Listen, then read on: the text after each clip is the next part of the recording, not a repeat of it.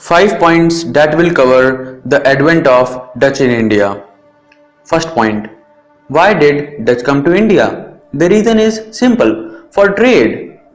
The second point. Company formation. In 1602, East India Company of Netherlands was formed, which was also known as Dutch East India Company. It was formed by combining many trading companies of Netherlands. Basically, the Dutch people belonged to Netherlands.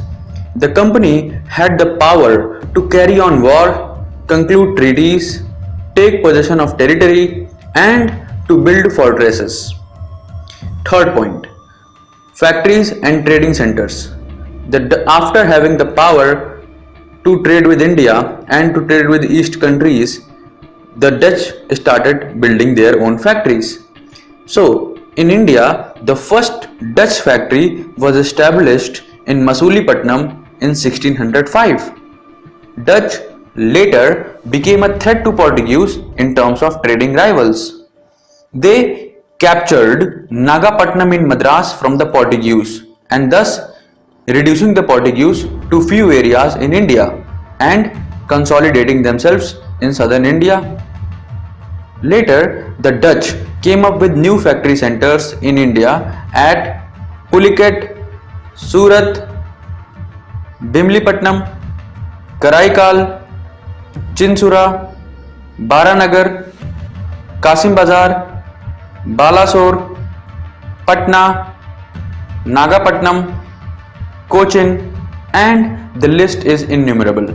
So forth. Now, after establishing factories and trading centers in India, they needed to trade. So, the fourth point here is the trade products.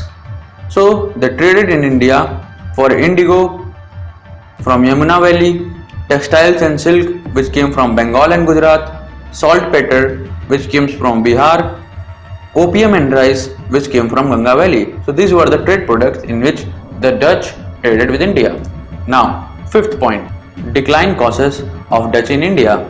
The first point, or I should say the first reason due to which Dutch declined in India was the resistance they were offered by the English traders in trade.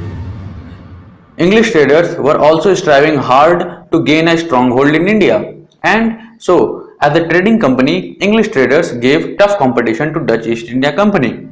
The second point was that a war had taken place between English and Dutch East India Company around mid-17th century. The Dutch had killed 10 Englishmen in Indonesia, which infuriated or angered the Britishers or English traders.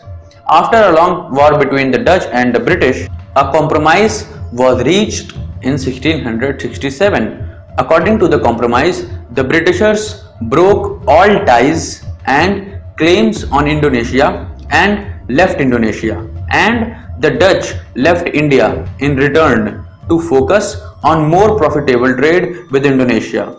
So in this way, the Dutch lost a possibility of acquiring a precious colony like India. And not only this, the Dutch were kicked super hard in their nuts by the defeat they faced in another battle whose name was Battle of Hooghly in 1759.